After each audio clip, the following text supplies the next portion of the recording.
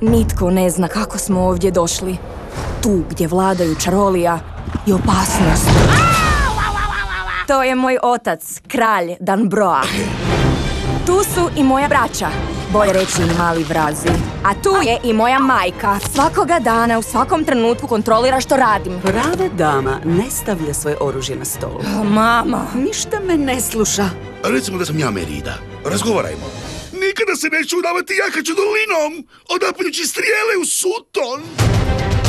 Svaki prvorođeni sin mora se boriti za ruku moje kćeri. Onda ću i ja odapeti strijelu za svoju ruku. Da se nisi usudila odapeti još jednu.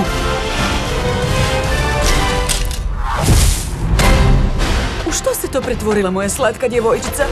Želim čaroliju koja će mi promijeniti sudbinu. Može. A što je najgore što se može dogoditi?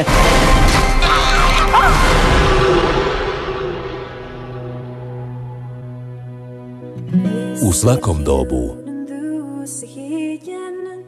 obitelj je najvažnija, a na najhrabrija putovanja nikad ne odlaziš sam. Bili promijenili sudbinu? Da to možete.